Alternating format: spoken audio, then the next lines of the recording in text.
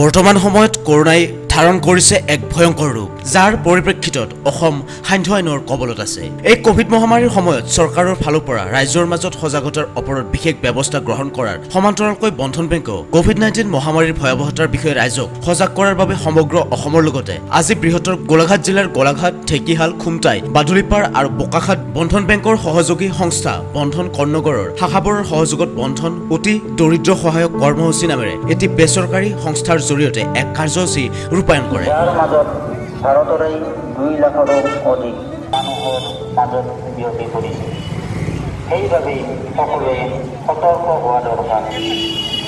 কোভিড-19ৰ সাৱধান ভাই, কৰোনা ভাইৰাছৰ পৰা সাৱধান ভাই। বন্ধন বেংকৰ সহযোগ সংস্থাটোৱে বন্ধন অতি দৰিদ্ৰ সহায়ক কাৰ্যসূচী নামেৰে গ্ৰাম্যাঞ্চলত মাইক যোগে ৰাইজক মহামাৰীৰ ক্ষেত্ৰত ল'বলগীয়া ব্যৱস্থাৱলী সন্দৰ্ভত অৱগত কৰে।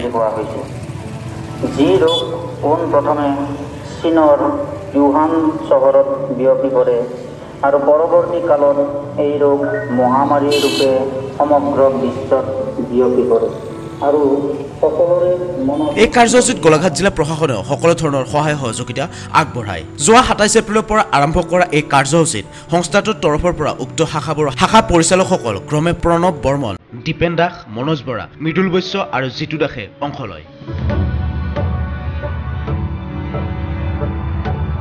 বন্ধন কৰ্ণগড়ৰ এৰিয়া কৰ্ডিনেটৰ কিশোৰ বৰুৱাই এই কাৰ্যসূচীৰ জৰিয়তে সকলো ৰাইজে যাতে কোভিড প্ৰটকল পালন কৰি চলে তাৰ বাবে সকলোকে আহ্বান জনায়। সমগ্ৰ অসমতে বন্ধন বেংকে ইয়াৰ সহযোগী সংস্থা বন্ধন কৰ্ণগড়ৰ বিভিন্ন উন্নয়নমূলক কাৰ্যসূচীৰ যোগেদি এই কাৰ্যসূচী চলাই থকা বুলি বন্ধন বেংকৰ ছিনিয়ৰ মেনেজাৰ অজয় কুমাৰ সিলে জানিবলৈ দিয়ে। উল্লেখযোগ্য যে সংস্থাটোৰ এনে পদক্ষেপক ৰাইজে আদৰণি জনোৱাৰ লগতে গোলাঘাট জিলা প্ৰশাসনে এই কাৰ্যসূচী সদায় কৰি অহা বাবে প্ৰশাসনক ধন্যবাদ জ্ঞাপন কৰে।